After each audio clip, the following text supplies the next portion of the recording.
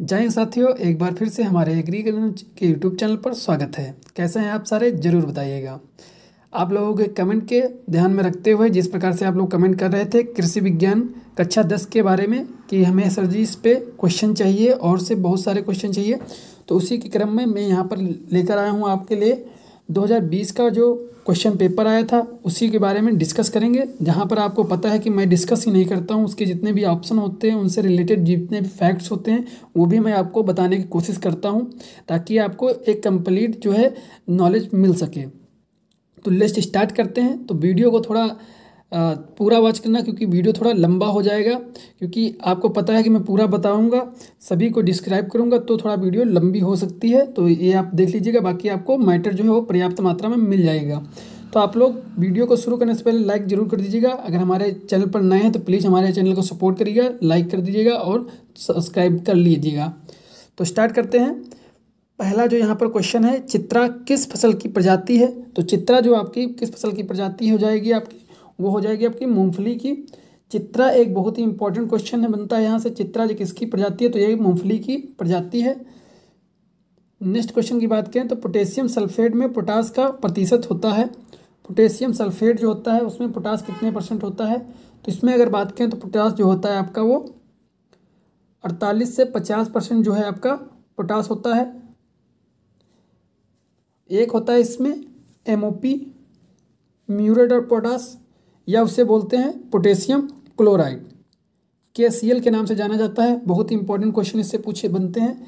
तो यहाँ पर MOP या म्यूरेट ऑफ पोटास या पोटेशियम क्लोराइड एक दूसरा केमिकल होता है या उर्वरक होता है जिसमें कि 60% जो है आपकी पोटास पाई जाती है, ये भी याद रखिएगा।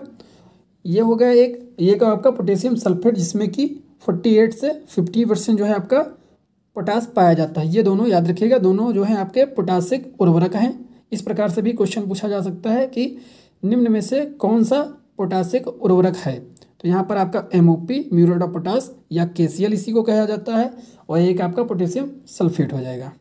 नेक्स्ट क्वेश्चन है, सेकेटियर का उपयोग किया जाता है। सेकेटियर एक यंत्र है, उसका उपयोग किस में किया जाता है? नेक्स्ट क्वेश्चन आपका है, सेकेटियर का उपयोग किया जाता है। जो सेकेटियर का उपयोग किस में किया जाता है? तो इसमें आपका जो राइट आंसर हो जाएगा वो कटाई छटाई में प्रयोग किया जाता है। कटाई छटाई में जो है आपका सेकेटियर का प्रयोग किया जाता है। टहनियों को काटने के लिए इसका जो है सेकेटियर का प्रयोग करते हैं। इसमें फ़ायदा ये होता है सेकेटियर में, इस सेकेटियर से काटने से इसमें आपका जो है लकड़ी जहाँ से काटी जाती है वहाँ से क्रैक नहीं होती, उसमें चिटकन नहीं होती, दरार नहीं आती है, इसीलिए इसको प्रयोग किया जाता है सेकेटियर का। नेक्स्ट क्वेश्चन है, मृदु गलन रोग का कारक है। मृदु गलन रोग का कारक क्या हो जाएगा आपका? इसमें फफूंद हो जाएगा। ये फफूंद जनित बीमारी होती है मृदु गलक, या मुख्यतः जो आपका जैसे कि अगर एग्जाम्पल में देता है तो पपीता सबसे ज़्यादा होता है, इसमें पपीते में देखने को मिलता है मृदु गलन। और इसमें आप लगा सकते हैं जैसे जो नर्सरी वाली क्रॉप्स होती हैं, फसलें होती हैं, जैसे कि टमाटर है, तो इसमें जो है इसमें नर्सरी में पत्ता गोभी है, फूल गोभी, इन सभी में भी आपका मृदु गलन देखने को मिलता है। नेक्स्ट क्वेश्चन है, उदासीन भूमि का pH मान है। तो जो उदासीन भूमि होती है उसका pH जो होता है वो 7 होता है, केवल 7 होता है। वहीं पर अगर बात करें अम्लीय भूमि जो होगी वहाँ पर 7 से कम pH होगा। अगर जो क्षारीय भूमि होगी तो वहाँ पर 7 से अधिक pH वाली भूमि को जो है क्षारीय भूमि कहते हैं।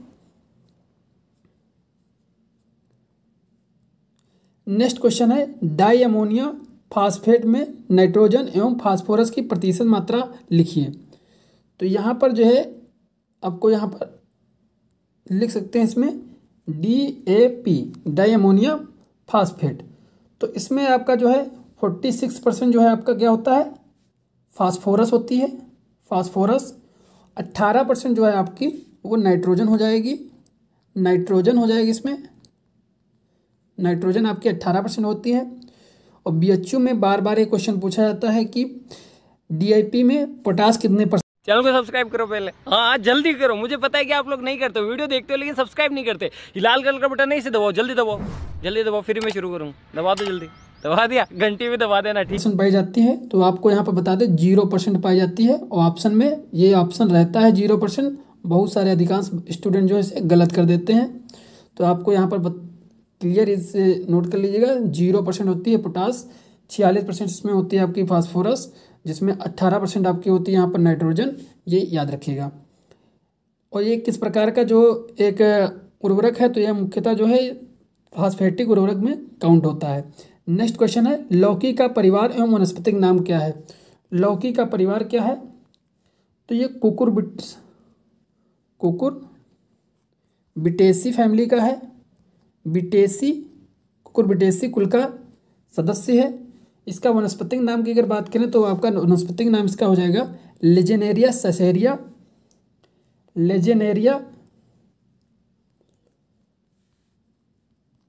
लेजेनेरिया साइसेरिया, इसे नोट कर लीजिएगा। नेक्स्ट क्वेश्चन है, पपीते के बीज को उपचारित करने वाले 2 रसायनों के नाम लिखिए। तो इसमें रसायन लिखने हैं आपको, तो इसमें आप लिख सकते हैं बेविस्टीन या कार्बेंडाजिम कहते हैं जिसे, बाविस्टीन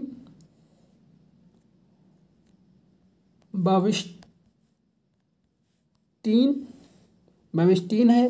थीरम लिख सकते हैं, कैप्टॉन लिख सकते हैं, इस प्रकार से इसमें रसायन लिख सकते हैं। नेक्स्ट क्वेश्चन है, आलू की बुआई की 2 विधियां लिखिए। तो आलू की बुआई के लिए जो विधियों की बात करेंगे तो इसमें आप एक तो आपकी हो जाएगी कूड़ विधि, एक हो जाएगी आपकी समतल विधि। तो इस प्रकार से इसमें लिख सकते हैं। नेक्स्ट क्वेश्चन है, अमरूद में प्रवर्धन की 2 विधियां लिखिए। तो सबसे पहले आप इसमें क्या लिख सकते हैं, बीज द्वारा। एक तो आपका बीज द्वारा हो जाएगा, दूसरा आप लिख सकते हैं इसमें कटिंग के द्वारा लिख सकते हैं। कटिंग मुख्यतः की अगर बात करें, जो जैसे कि अगर क्वेश्चन पूछता है कि कौन सी कॉमर्शियल या व्यावसायिक प्रवर्धन विधि है, तो व्यावसायिक के लिए आप यहाँ पर लिखेंगे स्टूलिंग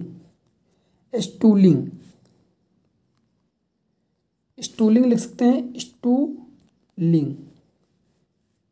स्टूलिंग जो है इसकी कॉमर्शियल विधि होती है या व्यावसायिक प्रवर्धन विधि होती है, इस प्रकार से इसमें लिख सकते हैं। बाकी गूटी लिख सकते हैं। जब विधिया की बात करता है तो कोई भी विधि लिखिए, बीज, स्टूलिंग, कटिंग, कोई भी विधि लिखिए। लेकिन जब व्यावसायिक प्रवर्धन विधि लिखेंगे पूछेगा तब जाके आपको यहाँ पर लिखना क्या होगा, स्टूलिंग। और पिछले बार इसका एक क्वेश्चन पूछा गया था अमरूद से कि सरदार वैरायटी किसकी है, सरदार प्रजाति जो है वो किसकी है, तो वो भी आपकी अमरूद की होती है, ये भी याद रखिएगा। नेक्स्ट क्वेश्चन है, सब्जी एवं फल सुखाने की 2 विधियों के नाम लिखिए। तो इसमें जो है आपकी हो जाएगी, एक तो धूप में सुखाने की एक विधि होती है जो पारंपरिक विधि होती है, एक होती है कृत्रिम रूप से जो है सुखाने की विधि होती है जिसमें कि ओवन का प्रयोग करते हैं। किसका, ओवन एक यंत्र होता है, उसके अंदर जो है रख के फलों को या सब्जियों को सुखाया जाता है। तो कृत्रिम रूप से हो जाएगी, एक आपकी पारंपरिक हो जाएगी जो धूप में। नेक्स्ट क्वेश्चन है, सिकेटियर के 2 उपयोग लिखिए। तो यहाँ पर उपयोग में वही कटाई छटाई के प्रयोग में लाया जाता है। चश्मा जैसे कि गुटी बांधने में और आपका जो है इसमें ग्राफ्टिंग करने में, इन सभी में प्रयोग किया जाता है, कटाई छटाई में प्रयोग किया जाता है, तो इसमें लिख सकते हैं इसमें। नेक्स्ट है, गन्ने की 2 प्रजातियां लिखिए। तो गन्ने की प्रजाति में आपको बता दें, यदि आपको याद है तो लिख दीजिए, यदि आपको याद ना भी हो तब भी आप गन्ने की प्रजातियां लिख सकते हैं। कैसे, क्योंकि आपको इसमें पता है कि को और आगे होता है एस। यहाँ पर को का मतलब होता है कोयम्बटूर, जो कि तमिलनाडु में है। क्योंकि यहाँ पर जो है इसका गन्ना का रिसर्च इंस्टीट्यूट होता है जिसका नाम होता है SBI, state bank of India नहीं, शुगर केन ब्रीडिंग इंस्टीट्यूट, जो कि आपका कोयम्बटूर में है। वहीं से जो वैरायटी डेवलप की जाती है उसी के आगे जो है आपका यहाँ पर CO लगा दिया जाता है। तो CO लगा दिया जाता है, इसीलिए इसे को कहते हैं। आगे होता है S फॉर होता है शुगर केन, तो कोसा। तो इसमें आप कोसा लगा के, यदि आपको याद है वैरायटी तो लिख दिए, अच्छी बात है। यदि याद नहीं आ रही है तब भी आप उसके आगे कोई भी 3 डिजिट में लिखकर चले आ सकते हैं, तब भी ठीक है, कि आपको छोड़ना नहीं है क्वेश्चन, ये ध्यान में रखना। गन्ना की स्पेशली गन्ना की वैरायटी। यदि आपको मूंगफली में बात करें तो आप टाइप लगाकर जो है आप 64, 32 इस प्रकार से लिख सकते हैं। तो ये मतलब जनरली आपको बताया जिससे जब याद ना हो, बाकी आप याद कर लीजिएगा। दो चार वैरायटी हो, जैसे कि इसमें हो जाएगा आपका कोसा 28 88, कोसा 11 35 लिख सकते हैं। नेक्स्ट क्वेश्चन है सब्जियों के परिरक्षण में प्रयोग किए जाने वाले 2 रसायनों के नाम लिखिए। तो सब्जियों के परिरक्षण में जो प्रयोग किए जाते हैं तो इसमें रसायन मुख्यतः 2 ही यूज किए जाते हैं। एक होता है KMS, इसका होता है पोटेशियम मेटाबाइसल्फाइड, पोटेशियम मेटाबाइसल्फाइड लिख लीजिए, क्योंकि यहाँ पर जो है फोन में लिखते हुए बनता नहीं है सही से, तो आप इसे लिख लीजिएगा पोटेशियम मेटाबाइसल्फाइड। और एक होता है आपका सोडियम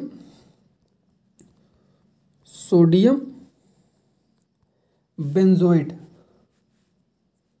सोडियम बेंजोइड होता है एक जिसका प्रयोग किया जाता है, और एक KMS। नेक्स्ट क्वेश्चन है आम के 2 हानिकारक कीटों के नाम लिखिए।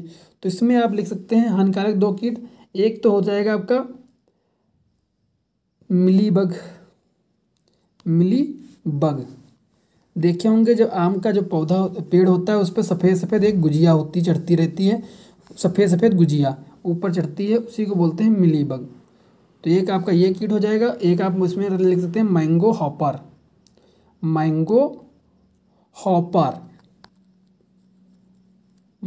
हॉपर के नाम से जाना जाता है, उसे भी आप लिख सकते हैं। नेक्स्ट है फल परिरक्षण के 3 उद्देश्य लिखिए। फल के परिरक्षण के 3 उद्देश्य, तो इसमें है जो है आपका लिख सकते हैं फल की जो है खराब होने से बचाना, इसके लिए आपका परिरक्षण किया जाता है, खराब ना हो इसलिए परिरक्षण किया जाता है। दूसरा लिख सकते हैं दूसरी जगह पर भेजना है, आपको कहीं दूर भेजना है, मान लीजिए मलिहाबाद का आम है, जो आम जो फेमस कहाँ का है, मलिहाबाद उत्तर प्रदेश का। तो यहाँ पर मलिहाबाद का आम है, उसे भेजना आपको है बेंगलुरु। तो वहाँ पर भेजोगे कैसे, जब तक उसका अच्छा परिरक्षण करोगे तब तक जाके यहाँ से वहाँ पर भेजा जाए, तब तक खराब ना हो। तो वहाँ पर परिरक्षण दूर भेजने के लिए भी परिरक्षण करना आवश्यक होता है। दूसरी चीज़ इसमें लिख सकते हो बेमौसम में प्रयोग का मतलब है कि बेमौसमी सब्जी जिस प्रकार से कहते हैं आपका, जैसे कि जो मेन सीजन होता है मैंगो का वो आपका होता है वही मई से अगस्त तक, और यदि आपको मैंगो खाना है आपको यहाँ पर नवंबर और दिसंबर में, तो बेमौसमी है। तो यहाँ पर जैसे कि आपको मैंगो की कैंडी मिल जाएंगी, मैंगो टॉफ़ी मिल जाएंगी, तो ये सब किससे तैयार होती हैं, ये परिरक्षण से ही तैयार होती हैं। उनके फ्लेवर तैयार कर लिए जाते हैं, उनका सुरक्षित रखा जाता है, उनका अचार रख लिया जाता है ताकि बेमौसम में उसे प्रयोग किया जा सके। तो यही होता है बेमौसमी स्वाद के लिए भी इसमें प्रयोग के लिए जो है इसका एक उद्देश्य होता है कि वहाँ पर यूज किया जा सके। तीसरा आप इसमें और लिख सकते हैं, जैसे कि फल को जो नाशवान फल होते हैं उनको जल्दी ख़राब होने से बचा लिया जाता है। नाशवान फल होते हैं जैसे कि आपका इसलिए अगर टमाटर की बात करें जो कि आपका एक फल ही है, तो सब्जी में आता है लेकिन एक फल ही है, जो भी बहुत जल्दी ख़राब हो जाता है, उसके जो है आप पेस्ट बना सकते हैं, पूरी बना सकते हैं। पूरी एक जो है उसका प्रोसीड प्रोडक्ट होता है, तो वो भी आप बना सकते हैं। तो इस प्रकार से कई सारे जो हैं इसमें उद्देश्य बन जाते हैं आपके फल परिरक्षण में। नेक्स्ट क्वेश्चन की बात करें तो मूंगफली की 3 प्रजातियां लिखिए। तो 3 प्रजातियों में इसमें आप लिख सकते हैं चित्रा, प्रकाश, कौशल, जिसमें से आपको चित्रा और कौशल को तो बिल्कुल रट ही लेना है, क्योंकि ये कुछ वैरायटियाँ जो हैं काफ़ी इम्पॉर्टेंट है और कई बार इसमें पूछी जा चुकी हैं। दूसरी बात भी है आपका टाइप 32, टाइप 64, इस प्रकार से इसे याद कर लीजिएगा। नेक्स्ट क्वेश्चन है पपीते की 3 प्रजातियाँ लिखिए। यदि आप लोग हमारा टेलीग्राम ग्रुप अभी तक ज्वाइन नहीं किए तो आप वो भी ज्वाइन कर सकते हैं, जिससे कि आपको वहाँ पर आपको क्विज मिल जाती हैं, आप क्विज दे सकते हैं, वहाँ पर अपनी तैयारी अच्छी तरीके से कर सकते हैं। तो लिंक आपको डिस्क्रिप्शन में मिल जाएगी, तो आप लोग ज्वाइन कर लीजिएगा। पपीते की 3 प्रजातियाँ लिखिए। इसमें प्रजातियों में अगर बात करें पपीते की, तो यहाँ पर आप इसकी प्रजातियाँ याद कर सकते हैं। आपको ट्रिक बता दे रहा हूँ, DMCC TSS, डी से हो जाएगा आपका पूसा, पूसा डिलीशियस, फिर हो जाएगा आपका पूसा मेजेस्टी, सी से हो जाएगा कुर्ग हनी ड्यू, सी से हो जाएगा कोयम्बटूर 2, टी से हो जाएगा आपका ताइवान। आपको यहाँ पर 3 ही लिखना है, मैंने आपको ट्रिक बता दी जो जितनी भी वैरायटी होती हैं इसकी, तो उससे आप इसे याद कर सकते हैं। Pusa majesty, Pusa majesty, Pusa delicious, Coorg Honey due, Coimbatore 2, और टी से हो जाएगा आपका ताइवान, एस से हो जाएगा सूर्या, एक हो जाएगा सनराइज सोलो। आप इसे याद कर सकते हैं इससे। नेक्स्ट है गन्ना की 3 पछेती प्रजातियाँ लिखिए। तो इसमें आप लिख सकते हैं जैसे कि कोसा 527, कोसा 527, कोसा 30, इस प्रकार से इसमें आप लिख सकते हैं। बाकी आप गन्ने की प्रजाति तो बिल्कुल भी छोड़ के मत आइएगा। यदि आपको नहीं भी आ रहे हैं, कुछ भी नहीं पता है, तब भी आप कोसा लगा के कुछ भी लिख दीजिएगा, लेकिन छोड़ना नहीं है। इसमें अगर बात करें तो आप इसके आगे आप इसमें कर सकते हैं। इसमें इम्पॉर्टेंट जो है आपको यहाँ पर बता दें, कैनिंग जो होता है उसमें ब्लांचिंग क्या होता है, ये इंपॉर्टेंट है। कैनिंग, एक तो ब्लांचिंग आपको जब देखते हैं तो आपको दिमाग में आता है कि ब्लांचिंग जो है उसमें फूल गोभी में की जाती है। सूर्य से की रोशनी जो है वो डायरेक्ट उस पर फूल पर ना पड़े, इसीलिए उसके ढकने की जो क्रिया होती है उसे ब्लांचिंग कहते हैं। ये आपको भली भांति प्रकार से पता होगा।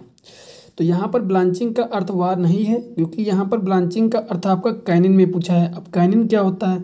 कैनिन क्या होता है? जब डिब्बाबंदी की जाती है, जैसे कि कोई उत्पाद है आपका, जैसे कि सबसे इम्पॉर्टेंट जो इसमें एग्जाम्पल की बात करें तो हो जाएगा आपका मटर।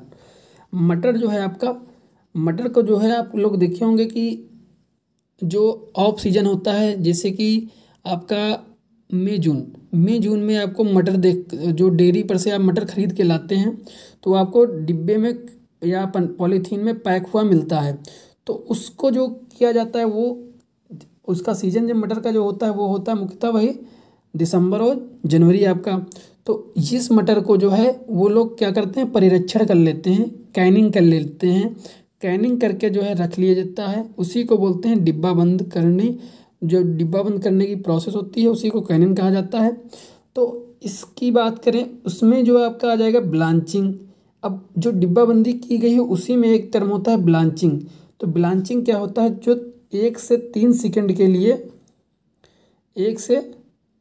के लिए हाई टेम्परेचर पर जो है सब्जियों को, स्पेशली सब्जियों को ही जो है 100 जो गर्म करके उसमें 2-3 सेकंड के लिए जो है उसमें डाला जाता है, ताकि उसमें जो है उसके जो इंजाइम हैं वो जो है इनएक्टिव हो जाएं। इनएक्टिव होने से क्या होता है कि उसमें जो है जब इंजाइम जो है वो इनएक्टिव हो जाते हैं, उसमें जो बैक्टीरियाज या फंगस या कुछ भी होता है वो भी डेड हो जाते हैं। और स्पेशली जो इंजाइम इनएक्टिव हो जाएंगे तो वो उसको क्रियाशील नहीं कर पाएंगे, वो एक्टिव नहीं हो पाएंगे। मुख्यतः यही होता है, जो इंजाइम हो वो इनएक्टिव हो जाएं। इंजाइम को जो है उनकी क्रिया को है, उनकी कार्यशीलता को जो है कम करने के लिए ही ब्लांचिंग की जाती है कैनिंग में। तो यहाँ पर इसमें आप इस प्रकार से लिख सकते हैं। तो आई होप इस वीडियो से आपको मदद मिली होगी। बाकी आप आगे का जो है इसमें आप कर सकते हैं। यदि आपको कोई इसमें नहीं समझ में आ रहा है, कोई टॉपिक जो है आपको इसमें नहीं मिल पा रहा है कहीं बुक में, तो आप भी इसमें कमेंट कर सकते हैं। हमारा टेलीग्राम ग्रुप है, उसे ज्वाइन कर सकते हैं, वहाँ पर आपको अपनी समस्या बता सकते हैं। कैसा लगा आपको वीडियो, आप लोग कमेंट करके ज़रूर बताइएगा। मिलते हैं नेक्स्ट वीडियो में, तब तक के लिए जय हिंद।